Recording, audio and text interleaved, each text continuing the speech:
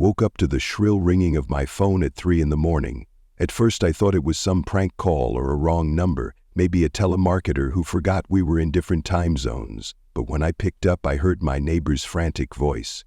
"Wayne, there are bulldozers rumbling on your back lot. They've got huge floodlights and heavy construction equipment out there." Her tone quivered with fear, and I felt my own pulse hammering in my throat. I couldn't believe what she was saying. Bulldozers? On my property? At 3 in the morning?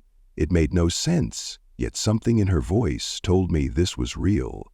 I leapt out of bed so fast my feet tangled in the sheets, and I half stumbled to the window. Sure enough, across the dark stretch of land behind my farmhouse, giant headlights were moving like restless fireflies. My heart pounded like it was about to break my ribs. This had to be some huge mistake. I threw on the nearest clothes I could find, an old pair of jeans and a worn-out t-shirt, and sprinted out the door. Even under the moonlight, I could see the silhouettes of colossal machinery out there. Silhouettes that did not belong on my property. The rumble of engines felt like an earthquake under my feet. Every fiber of my being was on high alert. I had purchased this property a few years ago after a tough divorce, looking for a fresh start in the rural outskirts of my hometown in Wisconsin. The deal seemed almost too good to be true.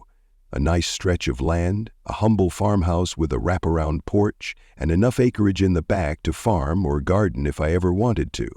I loved it. It was my sanctuary. Now someone was trespassing and tearing it up. As I dashed across the grass, 100 thoughts sprinted through my mind. Were these people criminals? Was this some pipeline project that cut through my land without my permission? The questions collided in my head. The more immediate threat, though, was that there was heavy machinery on the move, and if they had begun actual digging, it could cause irreversible damage. Shouting at the top of my lungs, I waved my hands wildly. "Hey, who are you people? This is private property." My words were lost in the roar of engines, so I kept running, my breath getting ragged as I closed the distance. One of the workers, a tall man in a neon safety vest, noticed me. He gestured to someone else and shut off the engine of his bulldozer. Suddenly, the night felt oddly quiet, until someone else revved another machine in the distance. Shaking with adrenaline, I demanded an explanation.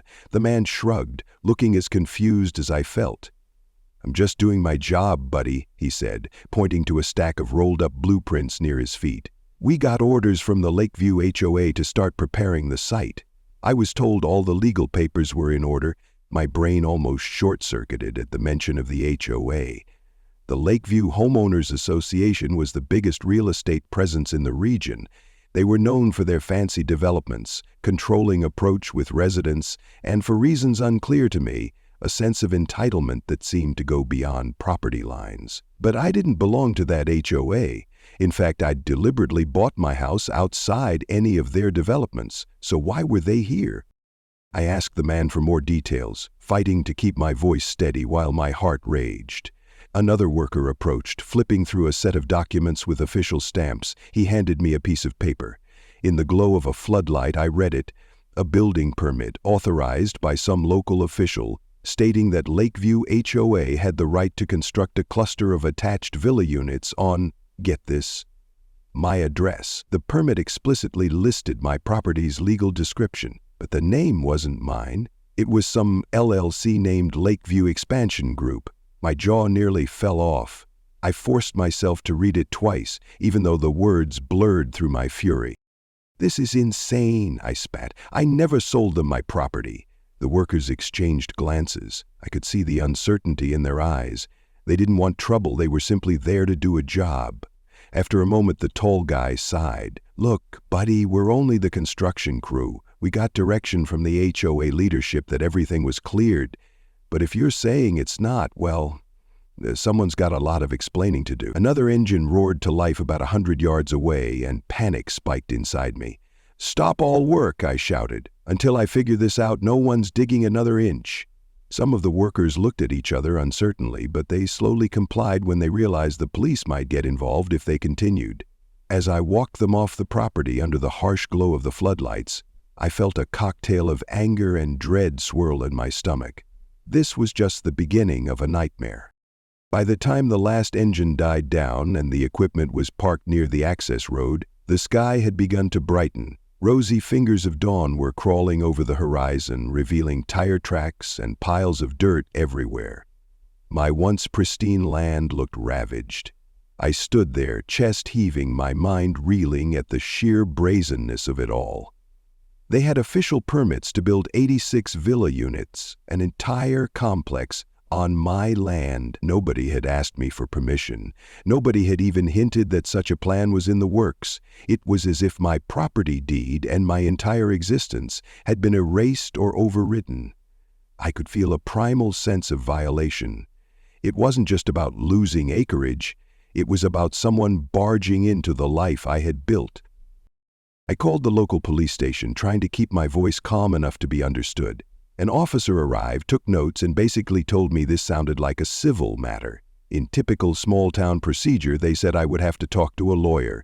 My stomach dropped. I had no experience in real estate litigation, and the Lakeview HOA was well known for having a small army of attorneys at their beck and call. Could I really stand up to them? The officer suggested I gather all my paperwork, deeds, and any prior communication I had about the property. He reminded me to keep them safe in case this turned into a legal battle. Then he left, leaving me standing in the early morning light, feeling more alone than I'd ever felt in my life. As I trudged back into my house, I glanced at the faded family photo on the hallway table. It was taken back when my ex-wife and I thought we had a bright future. We had planned on starting a family, building a peaceful life, and passing down this land to our children someday. Dreams that never came to fruition. Though life had taken a different turn, I still cherished the sense of stability my property gave me. Now it felt as though that security was being torn right out of the ground. I had to clear my head, so I made a pot of strong coffee, sank into an armchair, and listened to the birds outside, disrupted no doubt by the night's chaos, but still valiantly chirping. Their resilience gave me a sliver of hope. If they could carry on despite the ruckus, so could I. I started making calls, first to the local records office, then to the county clerk, then to anyone else who might shed light on how the Lakeview HOA obtained a permit for land I never sold. Most of these places weren't open yet, so I left voicemails. I could practically feel the hours creeping by as I waited for a call back. My mind spun like a hamster wheel. Had someone forged my signature? Did the county make a colossal mistake? Or had the HOA found a loophole in the local property laws? Around noon, I got a call back from the county clerk's office. The clerk sounded exhausted before I even finished explaining my dilemma.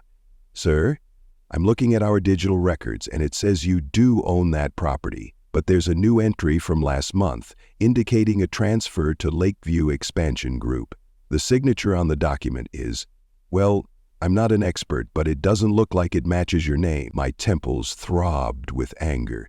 "It absolutely isn't my signature," I said through clenched teeth. "How can that even be processed without my knowledge?"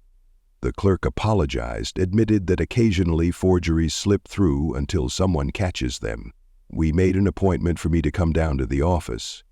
At least now I had a lead. It looked like someone, presumably working with or for the HOA, had forged documents to claim my land. This was beyond a simple mistake. It was fraud, plain and simple. I tried to catch my breath to calm down, but the sense of injustice only grew.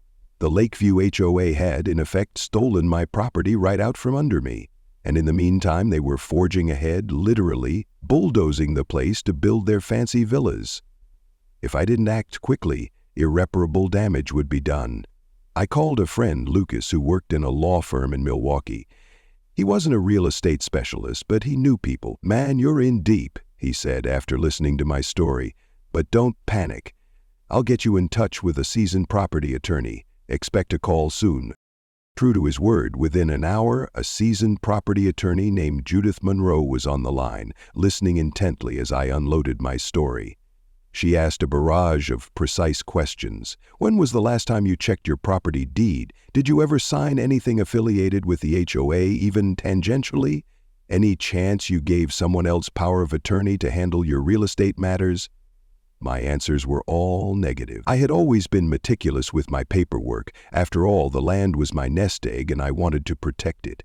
This looks like blatant fraud, she concluded. We need to file an immediate complaint with the county to revoke that fraudulent transfer and will likely need a court injunction to stop construction. The key is to act fast. That afternoon, I drove to her downtown office, an imposing gray building that looked like it had seen its share of epic legal battles. We pored over every document, every utility bill, every scrap of mail that could prove my continuous ownership. She typed up affidavits, made copies, then called the county recorder's office to request a hearing as soon as possible. In the meantime, she strongly advised me to put up physical barriers or signage on the property stating "no trespassing," and under litigation to warn construction crews. Once a lawsuit was filed, continuing the build would put the HOA at risk of contempt of court or additional civil penalties. But until a judge signed anything, they might keep forging ahead.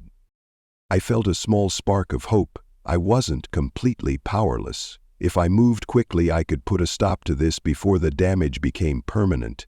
But one question kept gnawing at me. Why did the HOA target my land in particular? Was it just because it was near their development? Did they have bigger plans to expand into the entire valley and my property stood in their way?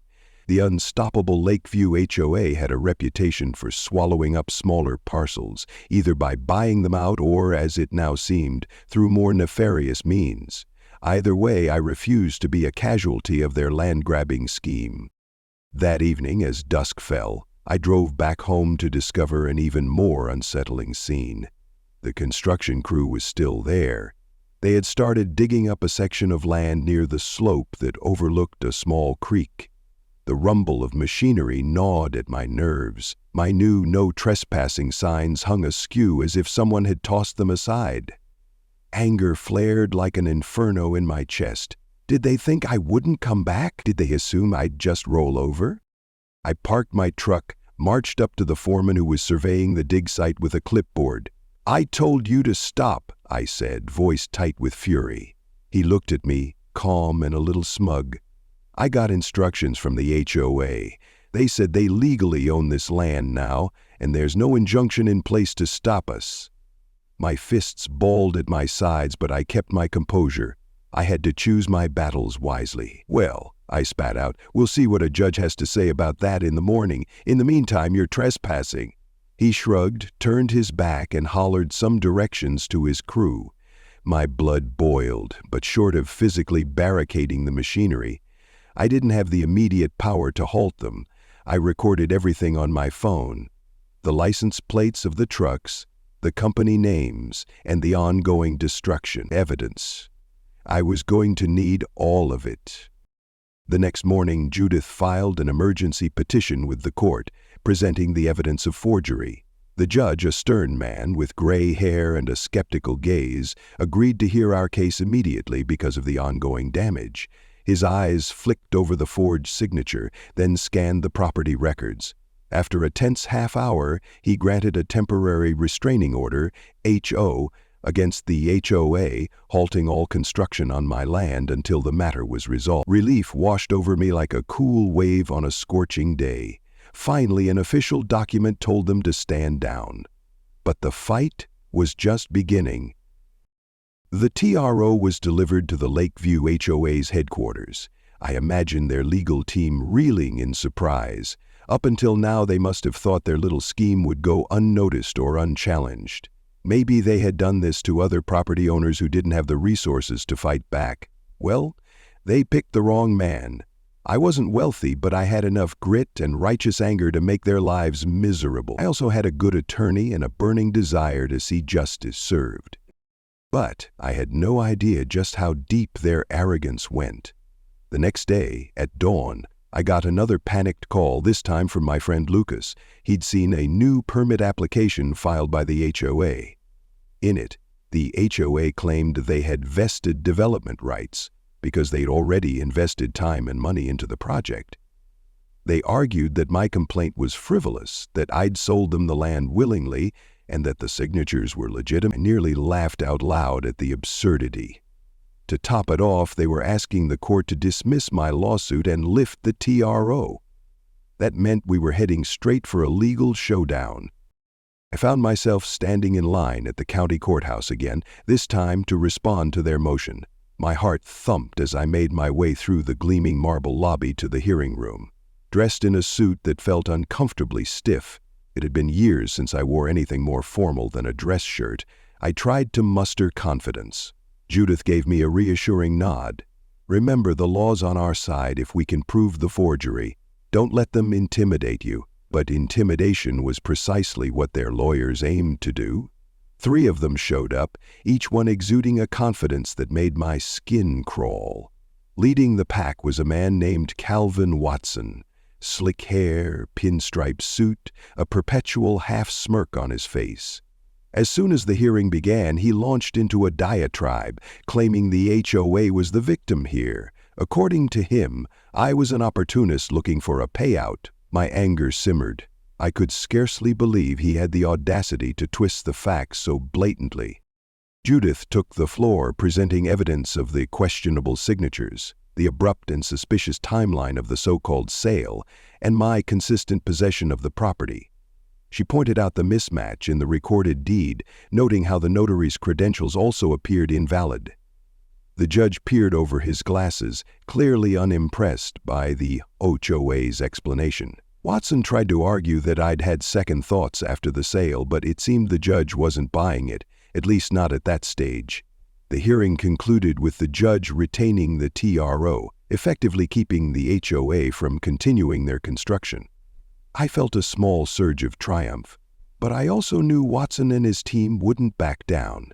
This was their livelihood, their big project, and probably a multi-million-dollar venture. Despite the temporary victory, the nightmares began. I would jolt awake at 2 a.m. imagining bulldozers devouring my home. I started double-checking my locks and scanning the property line every night with a flashlight. I set up cameras, too, in case they decided to trespass under cover of darkness. My life turned into a paranoid vigil. My respite was the knowledge that legally they couldn't keep building, at least for now. One morning I got a visit from a couple of men wearing collared shirts embroidered with the Lakeview HOA logo. They arrived in a glossy sedan, stepping out with false smiles. One introduced himself as Steve from Lakeview's PR department. The other was John, a community relations manager. They acted friendly enough, expressing regret over the confusion. They tried to feed me a story about how maybe my father or grandfather had signed an easement or partial sale that eventually led to a full transfer. Ridiculous. My family had no ties to this land. I'd purchased it outright from an elderly widow. Yet they insisted they just wanted to work it out amicably.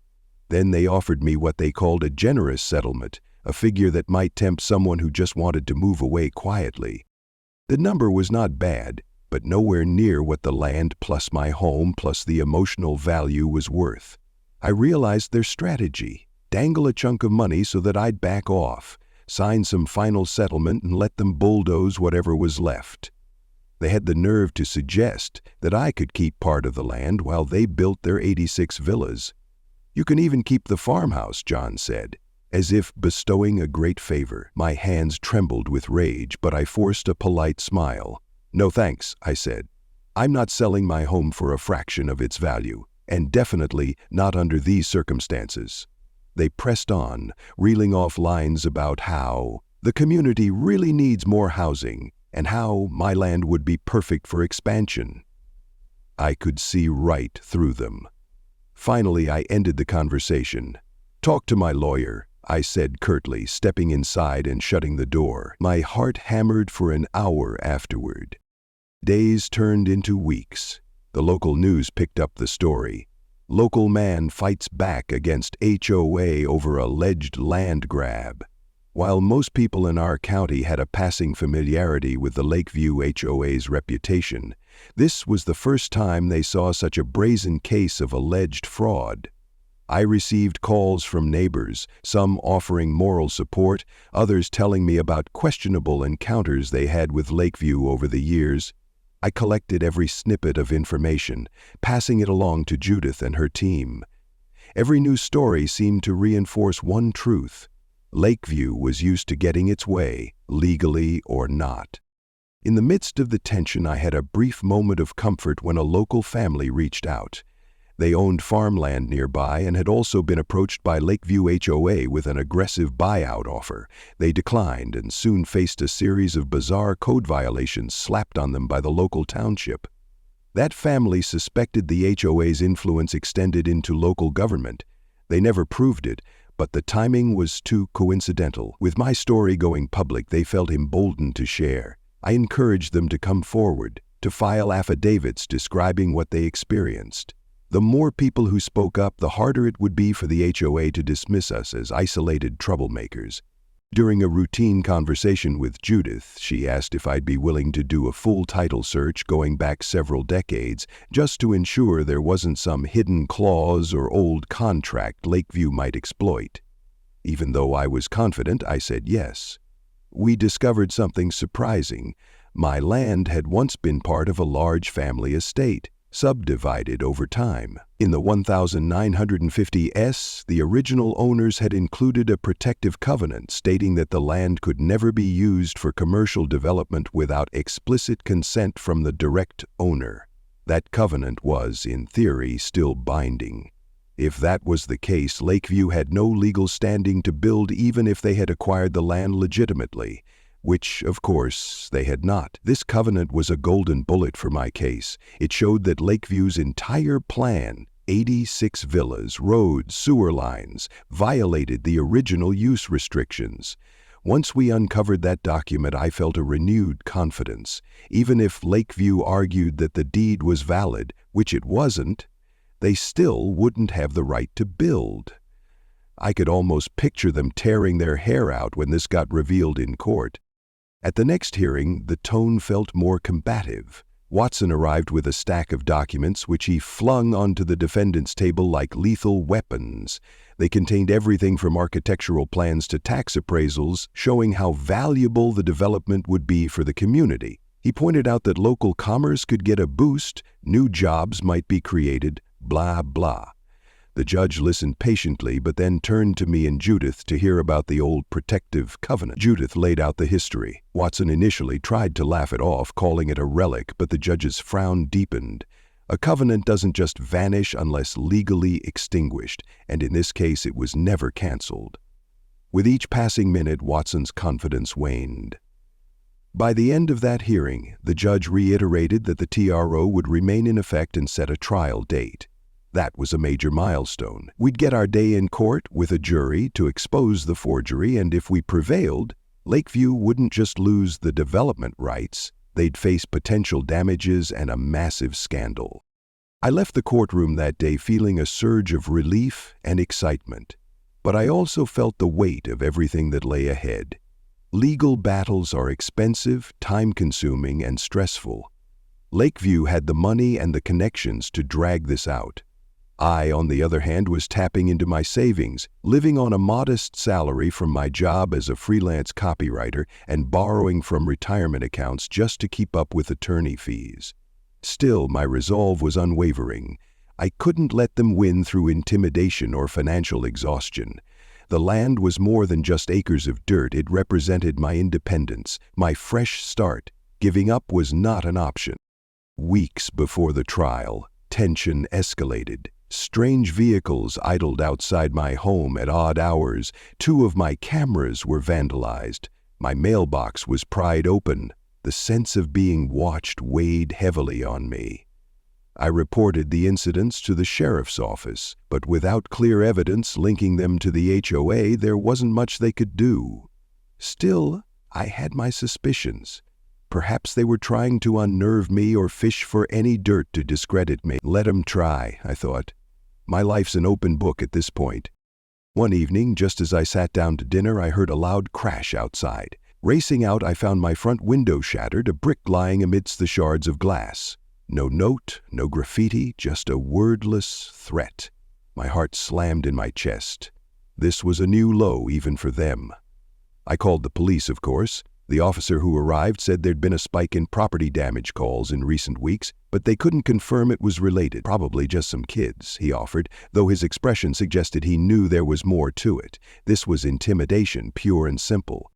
The days crawled by, and at last the trial date arrived. I wore the same suit, maybe a shade tighter around the waist from all the stress, eating, but my resolve was firm. Judith laid out our case for the jury, methodically revealing each piece of evidence: the suspicious timeline of the alleged sale, the obviously forged signature, the notary's stamp that didn't match official records, and the protective covenant. We also had a handwriting expert who testified that the signature on the deed was almost certainly not mine. Lakeview's defense team tried every trick in the book, claiming that it was a valid electronic signature, that I'd used a digital signature once for some unrelated document, and maybe I'd just forgotten. They paraded their own expert, who offered a muddled explanation, but they couldn't replicate the covenant or the chain of title that so clearly contradicted their claims. Their arguments grew more desperate. Mid-trial, a surprise witness emerged, an ex-employee of Lakeview named Carla who'd worked in their development office. She stepped forward with internal emails, ones that hinted Lakeview had specifically targeted my property, forging my signature because they knew I wouldn't sell otherwise. My jaw dropped. This was the bombshell we needed. Their attorneys tried to discredit her, calling her a disgruntled former staffer, but the emails spoke for themselves. They showed a pattern of unethical behavior, forging documents, bribing officials, and sneaking expansions into unsuspecting neighborhoods. Suddenly, it wasn't just about my property, it was about Lakeview's entire operation. Their smug facade began to crumble. As the final day of the trial approached, the mood in the courtroom was electric. I took the stand, recounting the events. The night I found bulldozers on my land, the intimidation tactics, the phone calls, everything. My voice shook with outrage, but also with conviction. I wanted the jury to understand that this wasn't just me complaining about a property dispute. This was a violation of fundamental rights, a brazen act of corruption that threatened the integrity of every property owner in the county. When Judith gave her closing argument, she emphasized that if Lakeview got away with this, no one's property was safe. Lakeview's lead attorney tried to salvage what was left of their defense, focusing on technicalities and urging the jury not to be swayed by emotion. But the jury's faces told a different story. They looked appalled. Their verdict came swiftly, in my favor, across all counts. The forgery was declared fraudulent, the deed transfer null and void, and the protective covenant reaffirmed. The HOA was ordered to cease any construction activity permanently, restore my land to its original condition, if that was even possible, and pay significant damages. It was a sweeping victory, one I hadn't dared to hope for so completely. I'll never forget the moment the verdict was read. My knees nearly buckled. Tears blurred my vision as I looked over at Judith, who gave me a triumphant smile.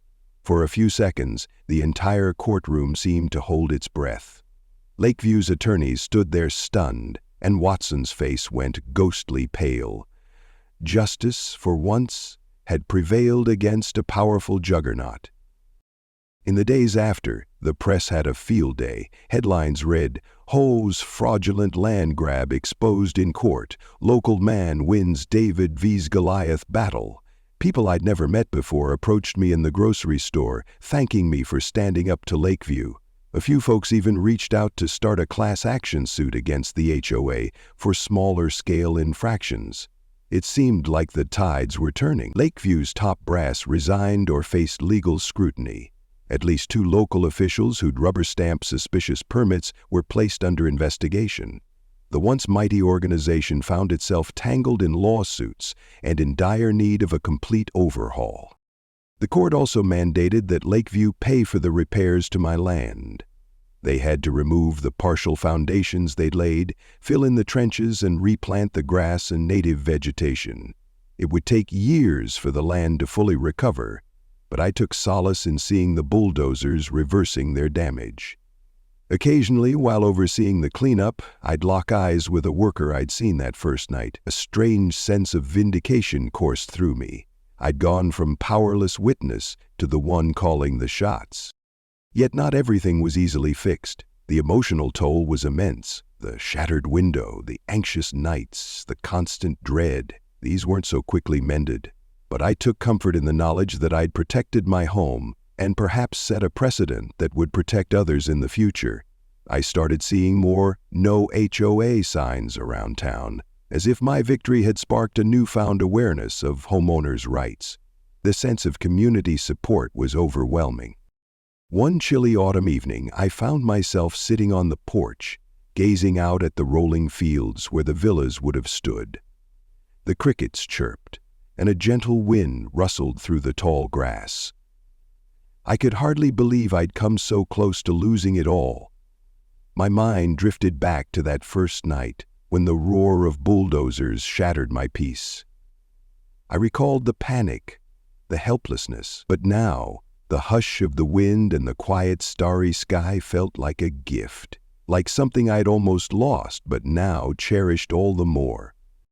Just when I thought I could finally move on, I received a letter from Lakeview's new legal team. They acknowledged the verdict and apologized for the previous leadership's malfeasance. Part of me wanted to toss the letter into the fireplace, but instead, I read on. They expressed a willingness to make amends, to fully restore the land, and even help fund some community projects in the area as a gesture of good faith. I didn't trust them entirely. How could I, after all that had happened? Still, there was a sense that the worst was behind us, that real change might be happening. Whether or not the new management was sincere, I couldn't say, but I took it as a sign that maybe the days of their unchecked power were over. A month later, I was invited to speak at a local homeowners meeting, essentially a grassroots group forming to keep HOAs accountable.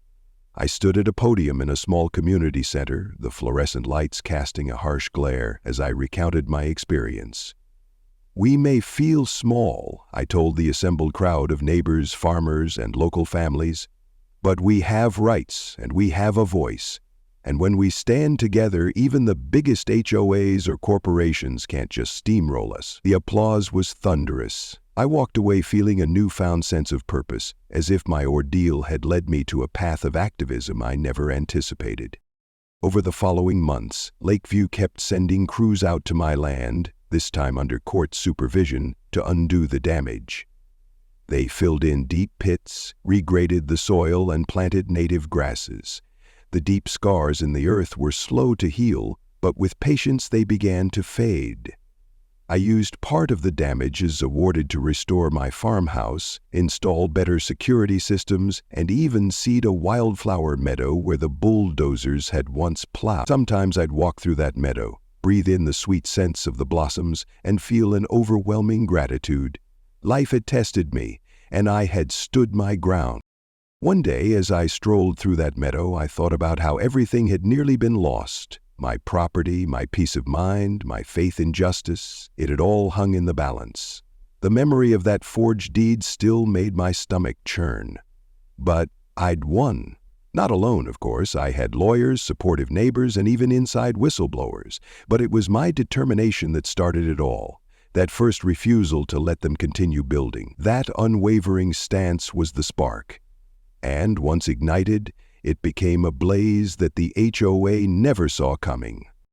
Local media attention eventually died down, but the ripple effects remained. Lakeview's internal shakeup was ongoing. Their new board pledged transparency and accountability, though rumors circulated that the organization might dissolve entirely under the weight of lawsuits. Meanwhile, I found myself occasionally counseling other property owners who reached out for advice. People from neighboring states, too, who had heard about my story. They wanted to know how to spot shady dealings, how to gather evidence, how to stand up to HOAs or developers. It felt surreal. A year before, I was just a freelance writer minding my own business. Now, I was seen as a sort of reluctant hero. And then came the strangest twist of all. A letter in the mail inviting me to speak on a panel about homeowners' rights at a national conference. I almost laughed. Who was I to address such a crowd? But I thought about it long and hard. My story might help others protect their properties. So I decided to go. The panel was a lively affair with lawyers, consumer advocates, and politicians discussing everything from eminent domain abuse to unfair HOA bylaw. I told my story plainly. They built 86 villas on my property, on paper at least, and thought they could get away with it, but they underestimated how far an average person would go to defend what's right. I emphasized the importance of vigilance and the willingness to fight back, even when you feel overwhelmed. Afterward, people swarmed me, asking questions and thanking me. I found it both flattering and a bit overwhelming, yet it felt good to transform my nightmare into something that might help others. Back home, life settled into a new normal. The orchard near the farmhouse that I'd always intended to plant, I finally started on it. I planted apple and cherry trees, picturing them blooming a few years down the line. It was an act of faith in the future, a future where the land would remain mine, free from trespass. My neighbors rallied around me, often dropping by with homemade meals or offering help with chores. In a way, my struggle had brought the community closer. We all realized how quickly we could lose what we loved if we weren't vigilant. I still had moments of lingering anxiety. Sometimes I'd hear heavy machinery and tense up. Sometimes a letter bearing an official seal would send my stomach into knots. Trauma doesn't vanish overnight. But overall, I felt stronger. I knew that if I could stand up to something as powerful as Lakeview, I could handle just about anything life threw at me. Sure, I wished it had never happened, but it did. And I walked away from it a changed person, more determined, more aware of my rights, and more connected to my neighbors than ever. As the seasons changed, I watched the fields grow green, then turn golden, then fade into the browns of late autumn. My daily walks through the property became a ritual of gratitude. I'd pause at the edge of the creek, watch the water flow, and remember that moment I found them tearing up the land. I felt the surge of satisfaction knowing I had reclaimed it. One crisp fall morning, I spotted a deer drinking from the creek. It looked up, startled, then bounded away. The land felt alive again, as if it too had withstood an invasion and emerged triumphant. Eventually, rumors started circulating that the Lakeview HOA was reorganizing under a new name, trying to distance itself from the scandal. That worried me a bit. Would they attempt to come back? But I also knew that my case had set a legal precedent in the county, making it much harder for them or any entity to replicate their fraud. The local government offices had tightened their procedures for verifying land transfers, and notaries were under stricter scrutiny. Even if Lakeview rose from the ashes, they wouldn't be able to operate as they had before, and if they tried, they'd face an empowered community ready to challenge them. Looking back on the entire ordeal, I realize it tested every ounce of my resolve, physically, emotionally, financially. But the victory taught me a profound lesson. Sometimes, an ordinary person can make a stand that sends shockwaves through a seemingly untouchable system. The idea that any one of us can be the catalyst for broader change is both daunting and exhilarating. I was just one homeowner who refused to yield, and that refusal exposed deep-seated corruption. Would I choose to go through it again? Probably not by choice, but I wouldn't trade the sense of empowerment I gained for anything. The final act in my saga came when a local reporter, whom I'd talked to repeatedly during the trial, asked if I'd be willing to let her film a short documentary at my property. She wanted to show the before and after, the chunk of land where Lakeview had tried to dig foundations, the meadow restored, the orchard sprouting saplings. I agreed, wanting to set the record straight in a more permanent format. We spent a weekend filming. I walked the camera crew past remnants of the partial construction, still visible in patches of uneven soil, and then to the new orchard. We ended the shoot at sunset, capturing a beautiful panoramic view of the fields bathed in golden light. It was surreal, but it felt like closure. When the documentary aired online, the response was heartwarming. People left comments saying how inspired they were to stand up for their rights, to protect their homes and communities. Some even asked for updates on how the orchard was doing, as if they'd become personally invested. I responded to as many as I could, grateful for their support, mindful that my battle had resonated far beyond our county lines. That's when I knew my story now belonged to more than just me. It had become a touchstone for others facing similar uphill battles. Through it all, the greatest lesson I learned, and the one I most want to share, is this: each of us has a power we might not realize until it's tested. Whether that power is the ability to unite a community, to take a moral stand, or simply to say no when faced with wrongdoing, it can be enough to topple even the most imposing adversary. Sometimes the system we rely on feels rigged, and it can be, unless we challenge it. In facing a monstrous HOA that tried to steal my land, I discovered a reserve of courage, resourcefulness, and resilience I never knew I had. And that, above all, is the deepest reward. So here's the final piece of wisdom I'd like to leave with you. Do not let the size of your opponent or the complexity of the system blind you to your own strength. If something is worth fighting for, dig in your heels. You may face sleepless nights, intimidation, and financial strains, but justice can be won by those who refuse to yield. And when you do prevail, you'll find that your triumph resonates beyond your own life, lighting a path for others who face similar injustices. It's a ripple effect, set in motion by the simple choice to stand firm. In the end, I look out over my quiet property, a place once threatened by greed, and I feel more at peace than ever. The meadow sways under the afternoon sun, the orchard saplings reach for the sky, and my farmhouse stands a testament to resilience. Those 86 villas never got built, and the HOA never saw the legal nightmare I brought down on them coming. But here's the twist. In defending my home, I found a stronger, more determined version of myself. That, I think, is life's quiet triumph, turning adversity into a reason to grow. And as I sit on my porch, sipping a cup of coffee, I realize that's the biggest victory of all.